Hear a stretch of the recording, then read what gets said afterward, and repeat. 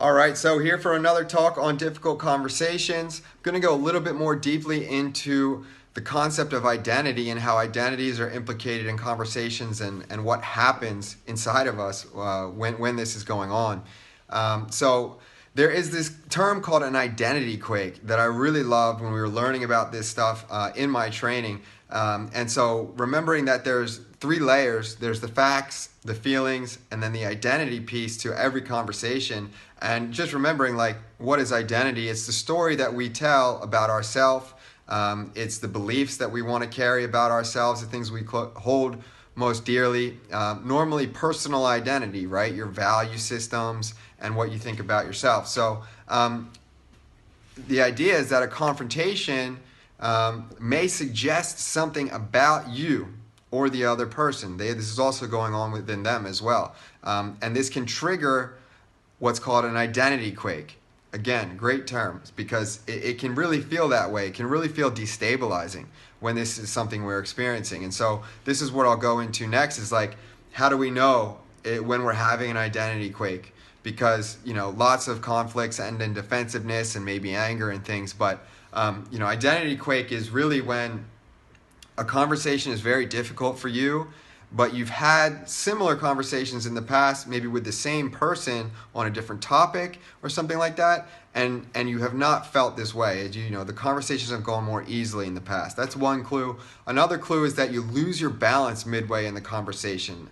And so by balance, I just mean kind of like your train of thought, your equanimity, your calmness, and things like that.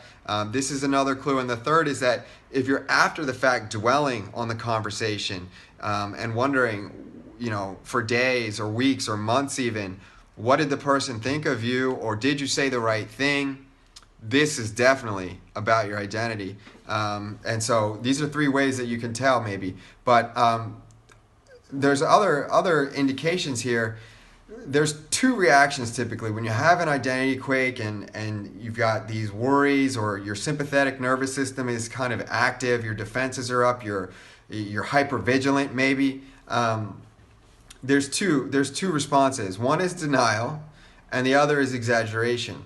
And so you probably know which bucket you fit into after I explain these. So for denial, this is not true. You don't get it. It's not my fault. I'm an expert. I know what I'm doing. These types of things. You're one to talk. All right. So this is the denial, and this is really a signal that your identity's been implicated, and it's a reaction there. The other one is exaggeration, and this is completely the opposite direction. It's so true what they're saying about me. They're right. I'm worthless. It's all my fault, right? It's so typical of me. I always do this. So this is how we can really get down on ourselves, and it kind of depends on the person, and you can probably know, again, after this little explanation, which bucket you fall into, which bucket your partner falls into, your coworkers, family members, things like that. So this is definitely important to have on your radar. Just a real quick thing to think about, and I hope you're enjoying this and you can get more of this at the workshops. How to think about your identity so you can know ahead of time before you get into a difficult conversation, before it gets triggered. So say this to yourself: if I know nothing else about myself, I know that I am a blank person, right? And you fill in that blank. If I know nothing else about myself, I know that I am compassionate, hardworking, and open-minded.